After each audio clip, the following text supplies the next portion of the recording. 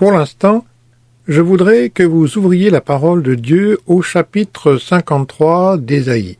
Nous avons pris quelques semaines pour nous familiariser à ce chapitre. Il y a de cela 2 semaines, nous avons eu une introduction plutôt longue et ensuite, le jour du Seigneur passé, qui s'est avéré être le dimanche de la résurrection, nous avons examiné l'introduction du chapitre 53 qui se trouve à la fin du chapitre 52. Tout cela nous amène aujourd'hui à cet incroyable chapitre, Ésaïe 53.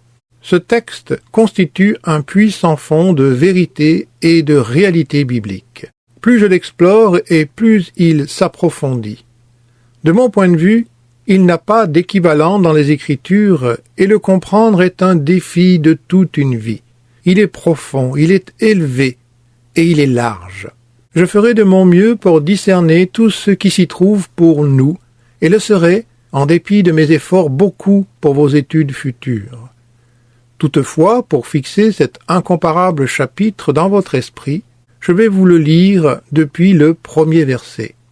Qui a cru à notre prédication? À qui le bras de l'Éternel a-t-il été révélé? Il a grandi devant lui comme une jeune plante, comme un rejeton qui sort d'une terre toute sèche. Il n'avait ni beauté, ni splendeur, propre à attirer nos regards. Et son aspect n'avait rien pour nous plaire. Méprisé et délaissé par les hommes, homme de douleur, habitué à la souffrance, il était pareil à celui face auquel on détourne la tête. Nous l'avons méprisé.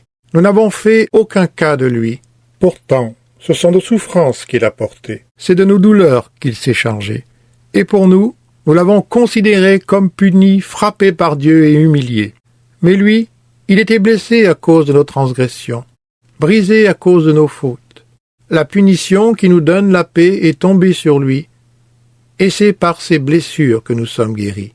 Nous étions tous comme des brebis égarées, chacun suivait sa propre voie. Et l'Éternel a fait retomber sur lui nos fautes à tous. Il a été maltraité, il s'est humilié et n'a pas ouvert la bouche. Pareil à un agneau qu'on mène à l'abattoir, à une brebis muette devant ceux qui l'attendent, il n'a point ouvert la bouche.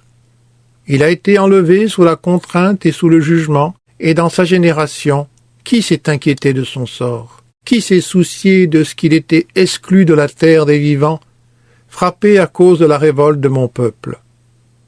On a mis son tombeau parmi les méchants, sa tombe avec le riche, alors qu'il n'avait pas commis de violence, et qu'il n'y avait pas eu de tromperie dans sa bouche. L'Éternel a voulu le briser par la souffrance. Si tu fais de sa vie un sacrifice de culpabilité, il verra une descendance et vivra longtemps. Et la volonté de l'Éternel sera accomplie par son intermédiaire. Après tant de troubles, il verra la lumière et sera satisfait. Par sa connaissance, mon serviteur juste procurera la justice à beaucoup d'hommes. C'est lui qui portera leurs fautes. Voilà pourquoi je lui donnerai sa part au milieu de beaucoup, et il partagera le butin avec les puissants. Parce qu'il s'est dépouillé lui-même jusqu'à la mort et qu'il a été compté parmi les criminels, parce qu'il a porté le péché de beaucoup d'hommes et qu'il est intervenu en faveur des coupables. Il est vrai que pendant des siècles, et pour les croyants, ce chapitre a constitué un sujet de joie triomphale et de profonde bénédiction du fait qu'il fait référence à la croix de notre Seigneur Jésus-Christ. Mais la réalité est qu'il s'agit d'une chanson triste. Il s'agit d'une complainte, d'une lamentation. C'est une chanson qui exprime des regrets, un chant de remords. C'est un hymne de repentance en mode mineur. Ce chapitre constitue en réalité la plus grande confession d'une nation que l'histoire du monde ne connaîtra jamais. Pour les Écritures, une seule et unique nation se tournera massivement vers Christ en tant que telle, c'est la nation d'Israël. C'est la promesse que Dieu leur a faite pour le futur. Quand ils se tourneront vers Christ, le texte précédent sera leur confession. Vous l'avez certainement remarqué, tandis que je lisais jusqu'au verset 10, les verbes sont au passé composé. Beaucoup de gens voient ce passage comme une prophétie au sujet du Christ, et c'est le cas. Elle nous donne tellement de détails au sujet du Christ, de sa mort, de son ensevelissement, de sa résurrection et de son élévation, qu'il s'agit immanquablement d'une prophétie le concernant. Cependant, le texte n'est pas rédigé au futur simple. Ce n'est pas un prophète qui est en train de prédire ce qui arriverait à Jésus. Il s'agit plutôt d'un prophète qui annonce le salut futur d'Israël, tandis qu'ils regarderont en arrière et déclareront ces choses au sujet du Messie qu'ils ont rejeté et crucifié.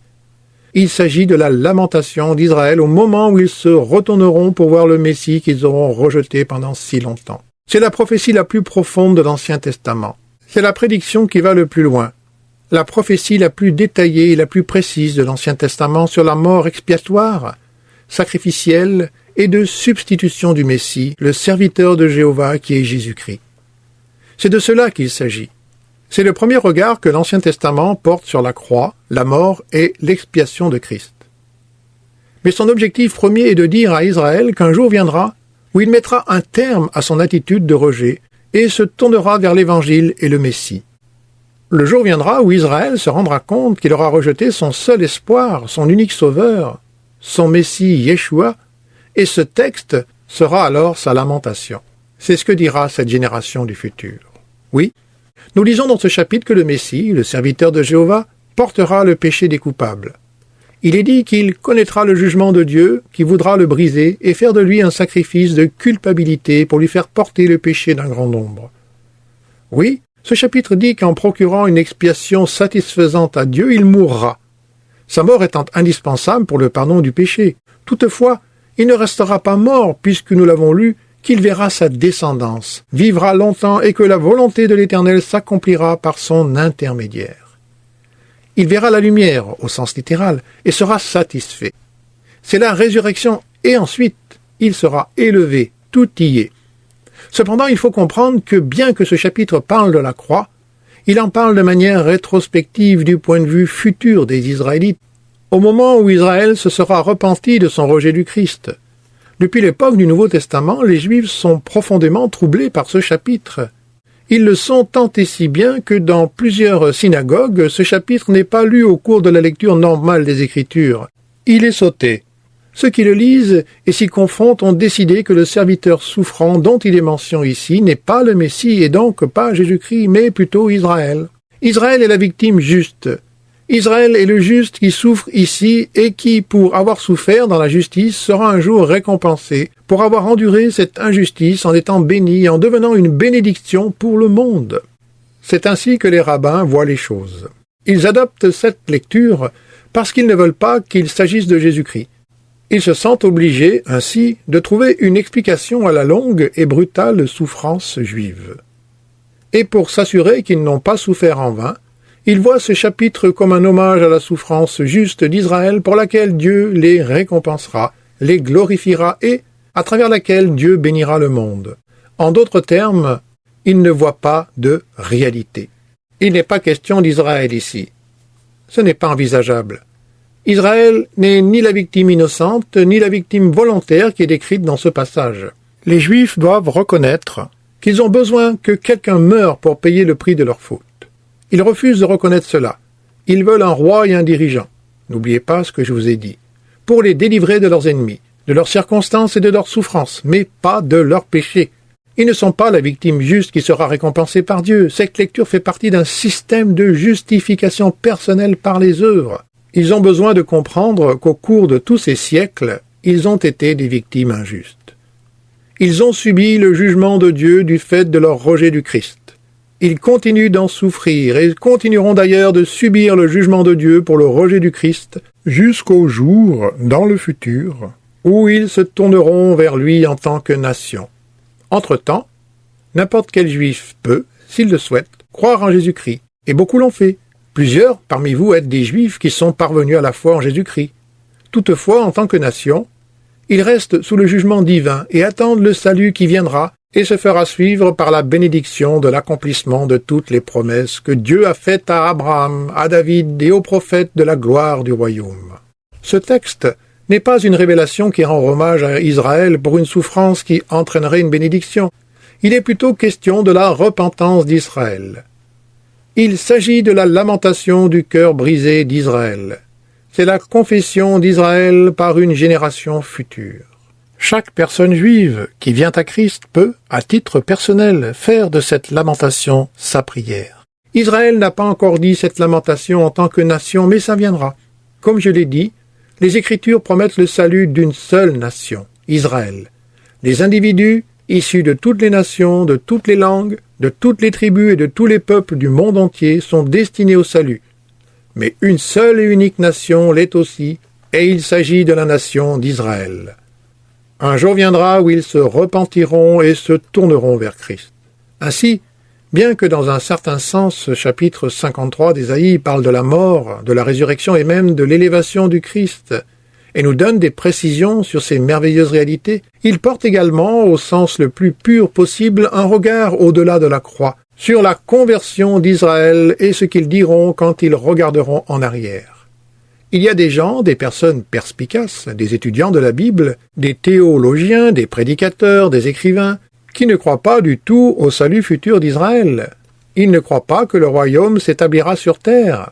Ils ne croient pas au règne prémillénaire, et j'ai tendance à penser qu'ils ne peuvent pas interpréter ce chapitre puisqu'il s'agit de la prière de la confession d'Israël en tant que nation au moment de leur conversion future. À présent, juste pour vous donner à nouveau une vue d'ensemble, je ne veux pas entrer dans tous les détails, mais rappelez-vous qu'Ésaïe a vécu à une époque antérieure à la captivité babylonienne, où les Juifs furent emmenés comme captifs par les Babyloniens païens. Le royaume avait été divisé en deux après le règne de Salomon. Le royaume d'Israël dans le nord et le royaume de Juda dans le sud. En 722, le royaume du nord avait été emmené en captivité. Cela faisait longtemps qu'ils avaient été emmenés loin de chez eux.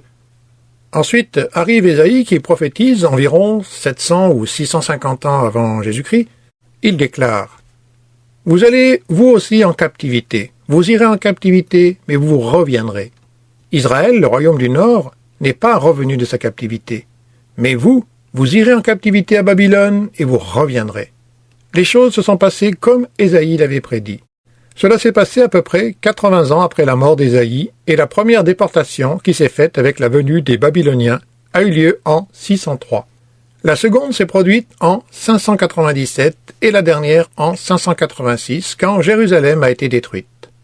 Les gens ont été massacrés et les Juifs ont été traînés en captivité par les païens.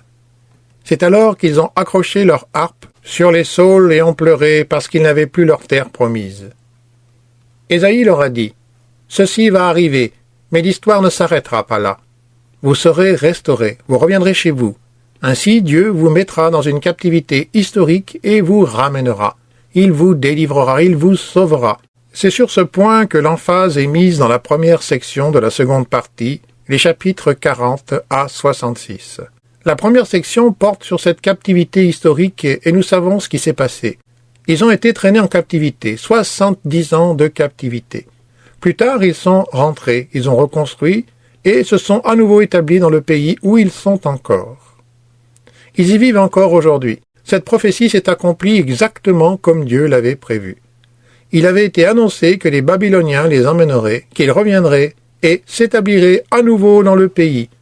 Ce qui est plus important encore, c'est qu'après cette discussion du livre d'Ésaïe, il leur annonce qu'ils connaîtront dans le futur une plus grande délivrance, une délivrance qui serait encore plus grande. Il ne s'agissait pas d'une délivrance de l'emprise babylonienne, mais la délivrance du péché. Vous serez sauvés en tant que nation, vous serez délivrés du péché par l'œuvre du serviteur de l'Éternel. Le Messie se trouve ainsi être le thème de cette grande section d'Ésaïe. Nous appelons les chapitres 42, 49, 50 et 53 les chants du serviteur parce que ces 4 chapitres font référence au Messie et l'identifient comme le serviteur du Seigneur. Ainsi, votre délivrance spirituelle est plus importante, beaucoup plus importante que votre délivrance temporelle. Vous serez sauvés spirituellement, vous serez éternellement délivrés, sauvés du péché, du jugement et de l'enfer. Et il termine sa prophétie dans les derniers chapitres en déclarant « Ensuite, vous aurez le royaume, et voici à quoi ressemblera le royaume, le puissant royaume du Christ. » Ce chapitre 53, qui se trouve donc au beau milieu de la section, tout à fait en son centre, comme nous l'avons relevé, nous indique que les Juifs feront un revirement et se repentiront. Ils se tourneront vers Christ et seront sauvés. Ceci est une merveilleuse réalité. À présent, je souhaite identifier l'objet de ce chapitre comme celui mentionné dans Ésaïe 52, verset 13, « Mon serviteur ». C'est Dieu qui parle. Au verset 13 à 15, Dieu parle à travers Ésaïe. C'est encore Dieu qui parle à la fin du chapitre 53.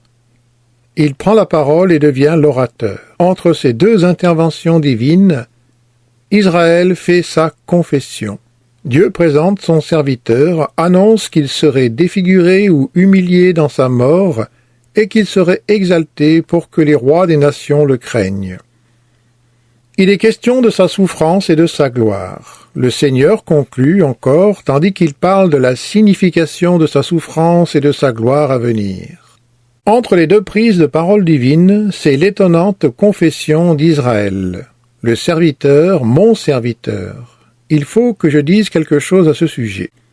Certains d'entre vous se souviennent peut-être du livre que j'ai écrit il y a quelques mois, Slave, titre français esclave. J'y ai indiqué quelque part que le mot de l'Ancien Testament qui est traduit par esclave est Ebed, épelé en français E-B-E-D, et utilisé 800 fois dans l'Ancien Testament. C'est ce mot qui est rendu par esclave. Ainsi, quand Dieu parle dans Ésaïe 52 au verset 13 et identifie le Messie, il l'appelle mon esclave, mon esclave. Creusons un peu plus. Je vais essayer de vous donner l'idée dominante de ce mot Ebed en hébreu. L'idée majeure de ce mot me vient de l'un des meilleurs érudits de l'Ancien Testament, le docteur Walter Kaiser, qui est tout simplement un étudiant extraordinaire des écrits de l'Ancien Testament. Voici ce que dit Walt Kaiser. L'idée dominante du mot Ebed ne concerne pas d'abord la subordination, mais plutôt la propriété. C'est ce que signifie être esclave. Mon serviteur, le Messie, est l'esclave de Dieu. Qu'est-ce que cela veut dire? Eh bien, cela signifie que Dieu détermine tout ce qu'il fait. Il n'a pas de volonté propre. Il sert en fonction du bon vouloir et du bon plaisir de Dieu. À ce propos, si pour vous le mot esclave est avilissant, alors remarquez bien ceci. Dans l'Ancien Testament, aussi bien les prophètes que les rois sont appelés esclaves de Dieu. À titre d'exemple, Moïse est désigné comme esclave de Dieu 17 fois, ce qui signifie en d'autres termes que des personnes distinguées sont susceptibles d'entretenir ce type de relation avec Dieu. Et même le Messie qui, souvenez-vous, d'après Philippiens 2, ne s'est pas accroché à ce qu'il avait, mais s'est humilié lui-même, prenant la forme d'un esclave. Le mot grec traduit par esclave dans ce passage est doulos. Ainsi, le Messie accomplit la volonté du Père, et rien que la volonté du Père. C'est le témoignage de Jésus-Christ. Lisez l'évangile de Jean, et voyez combien de fois il déclare « Je fais seulement ce que le Père désire que je fasse. Je ne fais que ce que le Père me montre à faire. Je n'accomplis que ce que je vois le Père faire. Je fais ce que je fais pour plaire au Père. » Et finalement, au point culminant de sa vie, il déclare « Pas ma volonté, mais la tienne. » C'est le discours d'un esclave. Le Messie est ainsi présenté comme une propriété divine, d'où le pronom possessif « mon serviteur ». Celui-ci est le mien. Il s'agit du Messie. Le serviteur de Jéhovah est donc la personne dont parle la génération juive future dans sa lamentation. Maintenant, nous savons de qui il est question. Il s'agit de Jésus. Il est question de Jésus. Vous êtes tenté par une expérience. Allez trouver l'un de vos amis juifs qui ne croit pas en Jésus-Christ et dites-lui « J'aimerais te lire un passage. » Ne lui indiquez pas d'avance les références du texte que vous comptez lire et lisez-lui Ésaïe 53. Ensuite, demandez-lui de qui est-il question dans ce texte. D'après le témoignage de plusieurs personnes, les Juifs répondent en général « Eh bien, il s'agit de Jésus. » Mais, dites-moi, de quel livre biblique pensez-vous que ce texte soit tiré? De Matthieu ou Marc? Non, Ésaïe. Ce texte est un extrait du livre d'Ésaïe. Il n'y a pas de doute à ce sujet. Ce texte fait référence à Jésus-Christ. Bien sûr, dans le Nouveau Testament, il y a 30 références explicites et implicites à ce chapitre d'Ésaïe, rien que dans les évangiles. En intégrant les autres livres du Nouveau Testament, il y a au total 50 références similaires. Il s'agit clairement d'une prophétie qui parle de la mort la résurrection et l'exaltation future du Messie, qui n'est autre que Yeshua, Jésus. Les Juifs ne veulent pas le reconnaître. Ils en témoignent pourtant dans une génération future. Écoutez leur témoignage au verset 1. Qui a cru à notre prédication? À qui le bras de l'Éternel a-t-il été révélé? Ce grand cri de pénitence, cette confession issue du cœur brisé d'une génération future de Juifs et de tout Juif qui vient à Christ à titre individuel à un quelconque moment. Chacun des Juifs qui parvient au salut et se rattache à l'Église doit faire cette confession et reconnaître qu'il s'était jusque-là trompé au sujet de Jésus-Christ. Mais, quand ils reviennent sur leur conduite, la première chose qu'ils disent est « Nous n'y avons pas cru, nous ne comprenions pas ». La révélation relative à Jésus-Christ s'est trouvée confrontée à l'incrédulité. Un jour viendra cependant où cela va changer, tout cela va changer. Mais quand est-ce que ce jour futur viendra? Eh bien, je peux vous relayer ce que la Bible dit à ce sujet. Ouvrez votre Bible dans Zacharie au chapitre 12. Zacharie arrive 500 ans avant Jésus-Christ, soit environ 150 ans après Ésaïe. Israël a été en captivité babylonienne et est de retour. Ils ont reconstruit et se sont rétablis dans le pays. Alors Dieu suscite ce prophète qu'on appelle Zacharie. Il pose un regard sur cet événement futur. Au chapitre 12 et au verset 1, il est écrit « La charge de la parole de l'Éternel touchant Israël » dans Zacharie 12, verset 1, dans la version Martin. Très bien. Il sera question d'une prophétie sur l'avenir d'Israël. Et elle est issue d'une bonne source. Elle vient de l'Éternel qui étend les cieux et qui fonde la terre et qui forme l'esprit de l'homme au-dedans de lui. D'accord? Nous sommes donc d'accord que ceci n'a pas une source humaine quelconque. C'est la parole de Dieu, le Créateur. Voici, je ferai que Jérusalem sera une coupe d'étourdissement à tous les peuples d'alentour. Et ensuite, au verset 3, il est écrit « Et il arrivera, en ce temps-là, que je ferai que Jérusalem sera une pierre pesante. Et tous ceux qui la soulèveront seront gravement blessés. Vous tentez de vous en prendre à Jérusalem, et cela se retournera contre vous. Vous allez vous blesser, être frappé d'étourdissement et de vertige comme une personne ivre si vous touchez un seul cheveu de Jérusalem. » De quoi parle-t-il?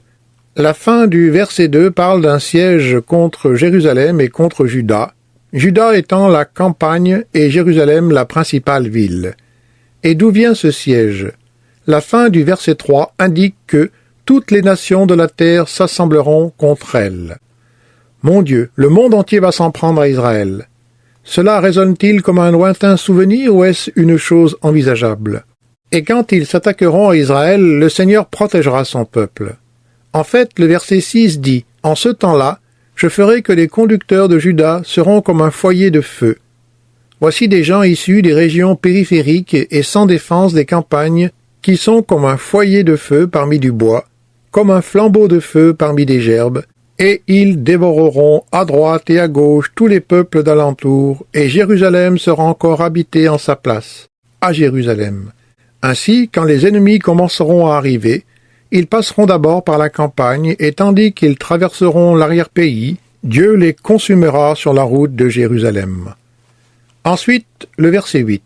En ce temps-là, l'Éternel sera le protecteur des habitants de Jérusalem.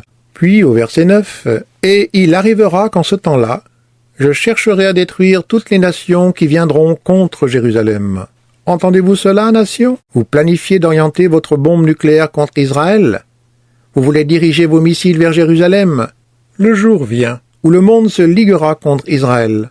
Le mouvement islamique de masse à travers l'Europe qui encercle Israël à l'est, dans le nord, dans le sud, constitue une menace qui dépasse l'entendement.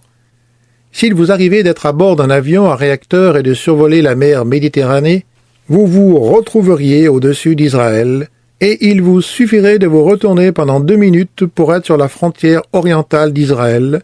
C'est pour dire combien ce pays est petit. Ils sont assiégés par le monde. L'antisionisme est débridé, y compris en Europe où les gens ne veulent pas être taxés d'antisémites parce que ce n'est pas politiquement correct. C'est anti-juif. Ils ont très envie de se montrer antisionistes contre l'État d'Israël. Le monde méchant se concentre sur Israël. Alors, quand cela se réalisera-t-il? Qui sait comment cela va commencer? Israël enverra peut-être une arme nucléaire à l'Iran en priorité. C'est peut-être plutôt l'Iran qui lancera une arme nucléaire contre Israël. Qui sait quel scénario se réalisera? En tout cas, quand ces nations se seront liguées contre Israël, le verset 10 déclare que le moment sera venu. Et je répandrai sur la maison de David et sur les habitants de Jérusalem, toutes ces expressions se rapportent à Israël, l'esprit de grâce et de supplication. En ce jour-là, en ce moment, en ces heures, ces semaines, ou quel que soit ce que cela sera, je répandrai sur la maison de David et sur les habitants de Jérusalem l'esprit de grâce et de supplication, et ils regarderont vers moi, qu'ils auront percé. C'est exactement là que Dieu dit qu'ils regarderont à moi, parce que c'est moi qui me suis incarné en Christ. Ils l'ont percé, ils m'ont percé. Il va plus loin en déclarant, ils tourneront les regards vers moi, celui qu'ils ont percé. Ils pleureront sur lui comme on pleure sur un fils unique. Ils pleureront amèrement sur lui comme on pleure sur un premier-né. Verset 11. En ce jour-là, le deuil sera grand à Jérusalem, comme le deuil de Hadad-Rimon dans la vallée de Méguidon. Verset 12. Le pays sera dans le deuil, chaque famille séparément. La famille de la maison de David séparément, et les femmes à part. La famille de la maison de Nathan séparément, et les femmes à part. Et au chapitre 13, verset 1. En ce temps-là, il y aura une source ouverte en faveur de la maison de David et des habitants de Jérusalem pour le péché et pour la souillure. Une source, une fontaine pour les purifier. Il s'agit de leur salut. Quand est-ce que cela va arriver? Dans les derniers jours, quand Israël sera massivement assiégé par les nations. À cet instant, ils se retrouveront complètement sans défense. Ils ne sauront plus vers qui se tourner. Leur seul espoir sera en Dieu, et dans une grâce souveraine, l'Esprit viendra, l'Esprit de grâce qui entend les supplications, et il détournera leur cœur afin qu'ils regardent en arrière dans l'histoire, et qu'ils se tournent vers celui qu'ils ont percé alors. Ésaïe 53 sera les paroles de leur confession. Des larmes amères comme celles qu'on coule pour un fils unique. Pleurer pour ce fils unique de Dieu, le Messie. Sera-ce le cas de la nation tout entière? Cela impliquera-t-il absolument tous les Juifs? Non. Si vous regardez plus bas dans le verset 8, au chapitre 13 de Zacharie, il est écrit « Dans tout le pays, dit l'Éternel, les 2/3 seront exterminés, périront. » À l'arrivée des nations, 2/3 périront. 2/3 resteront dans l'incrédulité. Et l'autre tiers restera. Je mettrai ce tiers dans le feu. Je le purifierai comme on purifie l'argent. Je l'éprouverai comme on éprouve l'or. Il invoquera mon nom, et je l'exaucerai. Je dirai, c'est mon peuple, et il dira, l'Éternel est mon Dieu. C'est le salut d'Israël, et ce salut surviendra parce qu'ils regarderont à celui qu'ils ont percé. Ils ont percé ses pieds, ils ont percé ses mains, ils ont percé son flanc. Ils se décideront à se tourner vers Dieu dans leur désespoir. Au cœur des horreurs de cet assaut global, l'Esprit descendra sur eux et un tiers d'entre eux prendra conscience d'avoir percé son Messie, alors ils se retourneront vers Christ. Ils le verront dans toute sa beauté, sa mort, sa résurrection, deviendront une réalité pour eux. Et ils seront sauvés. Une fontaine de purification s'ouvrira pour les laver du péché et de toute impureté. Un tiers d'entre eux sera préservé lors de la grande Armageddon, et ils seront ces brebis dont notre Seigneur dit, qui entreront dans le royaume. Il établira alors le royaume. Au chapitre 14, il est écrit, « Voici le jour de l'Éternel arrive. Je rassemblerai toutes les nations pour qu'elles attaquent Jérusalem. » C'est la bataille d'Armageddon, au cours de laquelle il détruira tous les impies. Au verset 3, l'Éternel avance, les combats, et ensuite c'est la seconde venue. Il pose ses pieds sur le mont des Oliviers, qu'il divise au centre par une vallée allant de l'est et à l'ouest. Il établit alors son royaume. En ce jour, il n'y aura pas de lumière. Les astres s'assombriront. Souvenez-vous dans le livre de l'Apocalypse, le soleil s'éteint. Le livre de Joël dit exactement la même chose. La lune s'estompe ainsi que les étoiles pour laisser apparaître Jésus-Christ dans le ciel dans une gloire flamboyante. Et ceci est également décrit par notre Seigneur dans Matthieu 24 et 25. Un jour particulier connu de l'Éternel uniquement, ni le jour ni la nuit. Cela arrivera, mais seul le Seigneur connaît le moment. Nul ne connaît ni le jour ni l'heure, d'accord? Le verset 9 le résume bien. L'Éternel sera roi de toute la terre en ce jour-là. L'Éternel sera le seul Éternel, et son nom sera le seul nom. Ce sera le royaume du millénaire. Il régnera et dirigera de manière suprême. Ézéchiel a vu exactement la même chose. Allons-y rapidement. Nous n'avons pas vraiment le temps d'examiner tout ce qui s'y trouve, mais ouvrez Ézéchiel chapitre 38. Le prophète Ézéchiel reçoit une parole du Seigneur. Si vous avez la Bible d'études de MacArthur, vous pourrez lire tous les commentaires et repérer tous ces passages. Quoi qu'il en soit, une coalition des nations du Moyen-Orient s'érige contre Israël. C'est la même scène. Si vous faites de petites recherches sur l'arrière-plan, vous vous apercevrez qu'il s'agit des pays comme l'Iran, l'Égypte, la Libye, l'Éthiopie, l'ancien territoire arménien, la Turquie orientale et occidentale, toutes ces nations s'allient. C'est quasiment le Moyen-Orient qui se ligue contre Israël. Ils viennent comme une tempête, au verset 9. Tu seras comme une nuée qui va couvrir le pays, toi et toutes tes troupes, et les nombreux peuples avec toi. Zacharie a dit la même chose en faisant référence à cette attaque massive et globale. Et ils s'attendent à affronter un pays ouvert, constitué de villages sans murailles, au verset 11, une zone sans protection. L'Éternel veillera sur son peuple. Si seulement je pouvais aller dans les détails. Mais, puisque nous n'avons pas le temps, vous pourriez juste vous arrêter au verset 29 du chapitre 39. C'est tout ce que nous pouvons faire pour couvrir ce terrain.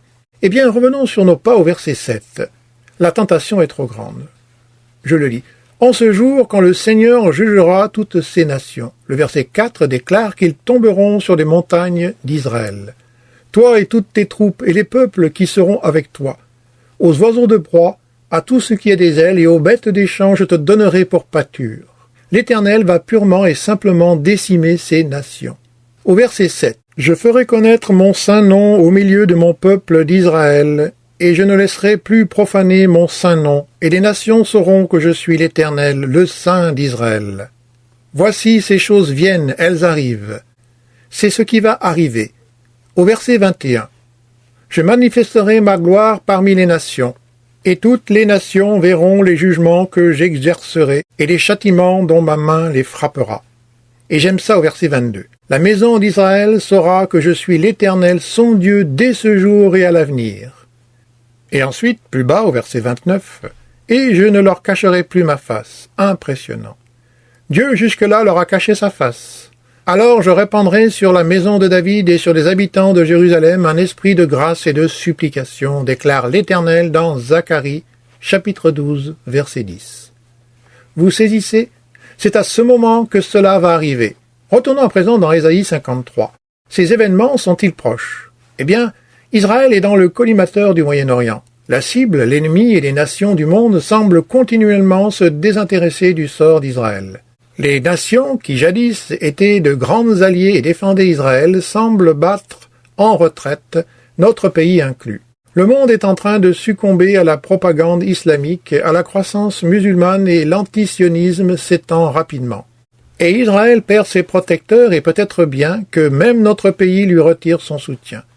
Cette guerre contre Israël telle que Zacharie et Ézéchiel la voient n'est pas une réalité si lointaine. Je me demande souvent comment on fait pour ne pas le voir. Ce que je veux dire, c'est que si le monde entier se rangeait contre l'Argentine, ce serait un problème parce que la Bible ne dit absolument rien à ce propos. Mais ça, se pourrait-il qu'il s'agisse d'une étrange coïncidence? Mais, quand viendra ce jour? Nous rentrons dans Ésaïe 53 où nous étudierons ne serait-ce qu'un verset. Quand ce jour arrivera, quelle sera leur réponse? Au verset 1, et c'est une introduction parfaite. Qui a cru à ce qui était annoncé? Qui a reconnu le bras de l'Éternel? Ils commenceront par dire « Nous n'y avons pas cru. Nous avons manqué de croire. Le message, que voulez-vous dire? Quel message? Le message au sujet du Messie, Yeshua. Le message qui porte sur le serviteur de l'Éternel, Jésus, le Messie, son humiliation, sa mort, son enterrement, sa résurrection, son ascension, son intercession, son couronnement. Le message de l'Évangile. Qu'est-ce qu'ils impliquent par notre message? Très important. L'hébreu ne se réfère pas à un message que nous aurions donné, bien que certains juifs l'aient prêché. Tous les prophètes qui l'ont prédit étaient des juifs. Jean-Baptiste, qui a reconnu Jésus, était juif. Jésus était juif. Tous les apôtres étaient juifs. Tous ceux qui ont écrit les évangiles étaient juifs. Tous les auteurs du Nouveau Testament étaient juifs. On peut donc dire dans un sens qu'il s'agit d'un message transmis aux juifs par des juifs. Ce n'est cependant pas l'intention de la parole ici, puisque le mot « nôtre » se rapporte non pas à ce que nous avons donné, mais à ce qui nous a été donné. C'est un pronom possessif, passif, qui fait référence au message, ce qui devient au sens littéral, qui a cru au message que nous avons entendu. C'est la signification de ce terme. La langue fait allusion à ce que nous avons entendu, et il est admis que nous l'avons entendu. Cependant, nous ne l'avons pas cru. Le message est regardé non pas du point de vue de l'orateur, mais de celui de l'auditeur-récepteur. Le message concernant Jésus, le Messie, que nous avons écouté au sujet de sa souffrance et de sa gloire. Écoutez-moi à présent. Presque chaque personne juive dans le monde entier depuis l'époque du Nouveau Testament a entendu la bonne nouvelle de Jésus-Christ pour être en mesure de le rejeter. Êtes-vous d'accord ? Je veux dire que l'institution religieuse juive s'est beaucoup employée à jeter le discrédit sur le message de Jésus. Ils ont d'abord dû donner ce message pour pouvoir ensuite le décrédibiliser. Aucun groupe de peuple et certainement aucun autre groupe ethnique n'aura autant entendu l'Évangile que les Juifs. Pratiquement chaque personne juive connaît l'histoire juive. Ils connaissent l'Ancien Testament et les prophètes. Ils connaissent également l'histoire du Nouveau Testament à propos de Jésus-Christ. Ils ont leur opinion là-dessus. Je vous en dirai un peu plus la semaine prochaine. Ils ont une certaine vision de la personne de Jésus, elle est loin d'être flatteuse. Alors, quand le futur regardera en arrière, ils diront « Qui a cru à ce qui nous était annoncé ?» Parce qu'ils l'auront bel et bien entendu, ce message. L'apôtre Paul comprend le sens de cette confession puisqu'il y fait référence dans Romains au chapitre 10. Dans Romains au chapitre 10, notamment au verset 11, Paul écrit « Selon ce que dit l'Écriture, quiconque croit en lui ne sera point confus. Il n'y a aucune différence, en effet, entre le juif et le grec, puisqu'ils ont tous un même Seigneur qui est riche pour tous ceux qui l'invoquent. Car quiconque invoquera le nom du Seigneur sera sauvé. » Et il poursuit. « Comment donc invoqueront-ils celui en qui ils n'ont pas cru, et comment croiront-ils en celui dont ils n'ont pas entendu parler? Et comment en entendront-ils parler, s'il n'y a personne qui prêche? Et comment y aura-t-il des prédicateurs s'ils ne sont pas envoyés? » Nous avons donc un problème. Les gens ne peuvent pas croire en un message qu'ils n'ont pas entendu. Ils ne peuvent écouter que si quelqu'un va à eux. Et personne ne peut partir à moins d'être envoyé. Ceci est vrai en règle générale. Pour ce qui concerne les Juifs, cependant, au verset 16, « Mais tous n'ont pas obéi à la bonne nouvelle. Ainsi Ésaïe écrit-il, « Seigneur, qui a cru à notre prédication ?» Il dit ensuite, « Ainsi la foi vient de ce que l'on entend, et ce que l'on entend vient de la parole de Christ. » Mais je dis, n'ont-ils pas entendu? Paul affirme littéralement que les Juifs n'ont pas tout à fait cru au message d'Ésaïe. Et, des siècles plus tard, ils ne l'ont toujours pas fait. Oh, un reste, bien sûr. Ésaïe, chapitre 6, verset 10. Il y aura toujours un dixième, une souche, une sainte semence, un reste. Et au verset 21 de Romains 10, il est dit, c'est Dieu qui parle, « J'ai tendu mes mains tout le jour vers un peuple rebelle et contredisant. » Ce sont ses propres termes. Dans Ésaïe 65 au verset 2, il est écrit « J'ai tendu mes mains tous les jours vers un peuple rebelle qui marche dans une mauvaise voie, au gré de ses pensées. Ils le savent, ils n'y croient pas. » La confession publique est donc cette étonnante déclaration. Nous l'avons entendu, nous l'avons entendu, et nous l'avons entendu. Cependant, nous n'y avons pas cru. Nous n'y avons pas cru. Pour enfoncer le clou, il y a une seconde question. Qui a reconnu le bras de l'Éternel? Le bras de l'Éternel est tout simplement une image pour désigner la puissance divine. Il s'agit plus littéralement de l'avant-bras, un symbole de la puissance de Dieu. Ésaïe 51:9, Ésaïe 52:10 parle du bras de l'Éternel comme symbole de pouvoir, de puissance. Dans un sens beaucoup plus réel, le Messie est le bras de l'Éternel. Dans une autre compréhension, l'Évangile est le bras du Seigneur parce que l'Évangile est, d'après Romains 1:16, une puissance de Dieu pour le salut de quiconque croit. C'est donc une autre manière de dire que Dieu a dénudé ou dévoilé son bras. Il a sorti son bras de ses vêtements et nous a présenté son bras, nous a montré sa force, nous a montré son pouvoir de sauver et nous n'avons rien compris. Nous n'y avons rien compris. L'Évangile est la puissance de Dieu pour le salut de quiconque croit, du juif d'abord, mais aussi du grec. Voici Jean 1, verset 11. Elle est venue chez les siens, et, quoi? Les siens ne l'ont point reçue. Pourquoi n'ont-ils pas cru? Il y a une raison théologique à leur incrédulité. Cette raison théologique qui explique leur manque de foi nous ramène à Romains 10, et c'est « parce qu'ils n'avaient pas besoin d'un sacrifice ». Ils n'ont pas cru que Jésus était le Messie parce qu'il est mort crucifié. Ils n'avaient pas besoin d'un sacrifice. Que voulez-vous dire par là? Dans Romains 10, Paul déclare « Ils ont cherché à imposer leur façon d'être juste », version parole de vie. Et cela, c'est ça le problème. Ils n'avaient aucune inadéquation. Ils étaient en mesure d'établir leur propre justice sans faire appel à une justice extérieure qui leur viendrait du Christ. Il dit qu'ils ont manqué de comprendre que Christ était la fin de la loi pour la justification de quiconque croit. Ils n'ont pas compris que c'est par la foi. Ils avaient une mauvaise conception de la justice de Dieu. Ils avaient une vision erronée de leur propre péché lorsqu'ils ont entrepris d'établir leur propre justice. Alors, ils ont manqué de se soumettre à la justice de Dieu. J'ai l'habitude de le formuler ainsi. Ils ont cru que Dieu était moins juste qu'il ne l'est vraiment. Ils ont pensé qu'ils étaient plus justes qu'ils ne l'étaient en réalité, par conséquent, ils pensaient pouvoir s'approcher de Dieu suivant leurs règles. Ils ont rejeté Jésus-Christ parce qu'ils recherchaient, une fois de plus, un roi et un dirigeant capables de les délivrer de leurs ennemis, de leurs circonstances et de leurs souffrances, et non de leurs péchés. Ils étaient justes à leurs propres yeux. C'est pour cette raison que lorsque Jésus est finalement arrivé, le reste qui a été sauvé à travers son ministère était essentiellement la racaille. Ce fut l'objet de leurs accusations. Ils traînent avec les prostituées, avec des pécheurs et des ivrognes, des gens qui ont été jetés hors de la synagogue. Et la réponse de Jésus était « Je ne suis pas venu appeler des justes, mais des pécheurs. » C'est là le problème. Si vous avez une doctrine erronée du péché, vous ne pouvez pas comprendre pourquoi un sauveur est mort.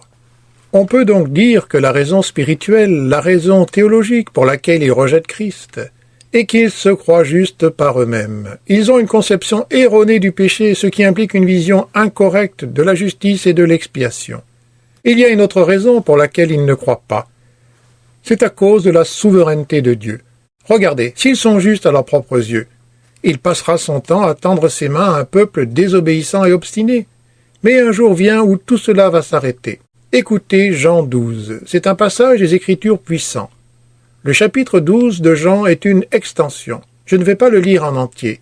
Je me contenterai de lire la partie qui fait référence à Ésaïe 53. Jean 12, commençons au verset 32. Jésus déclare « Et moi, quand j'aurai été élevé de la terre, j'attirerai tous les hommes à moi. » Ils savent de quoi il parle. Il allait être crucifié.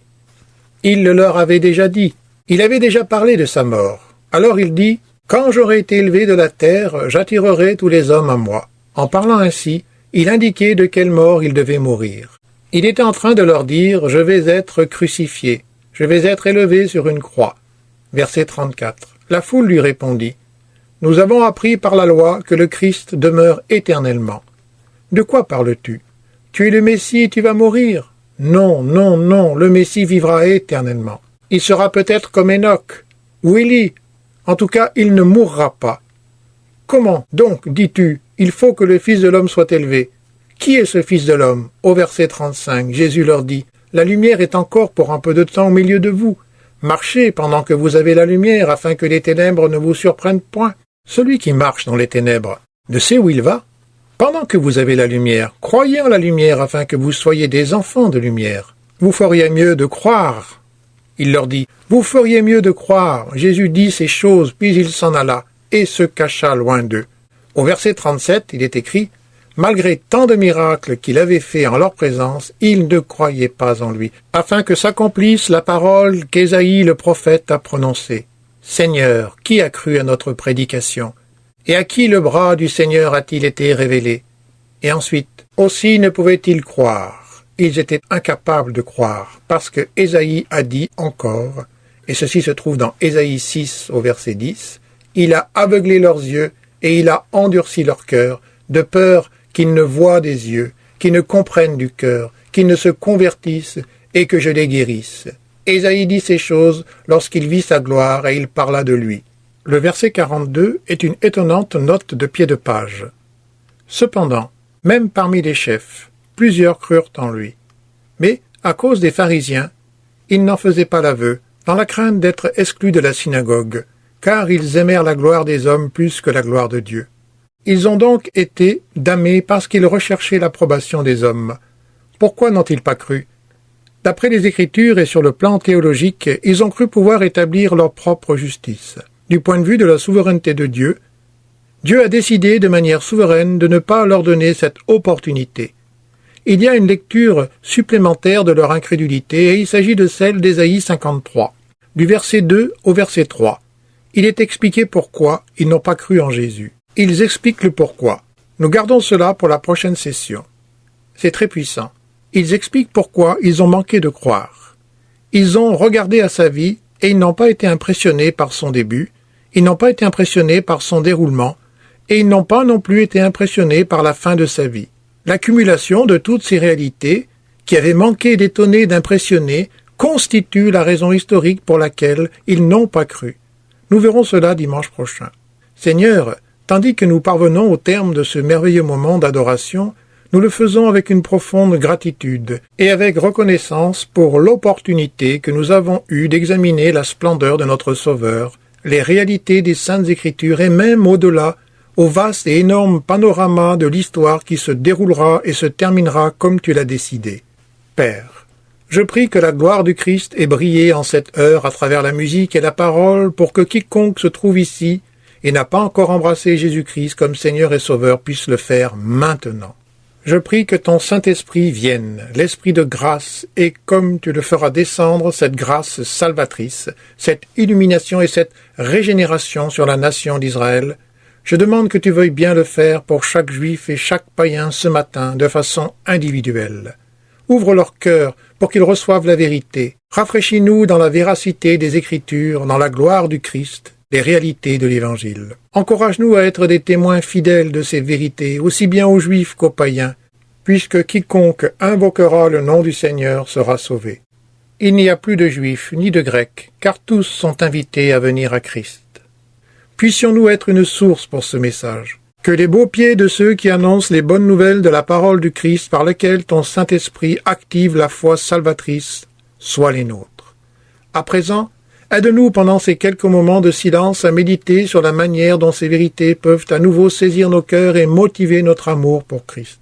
Notre amour pour toi, notre confiance et notre assurance dans un monde confus, afin que nous soyons tout à fait en paix, puisque tu nous as dit que tu es au contrôle et que tu as même fourni les détails à repérer.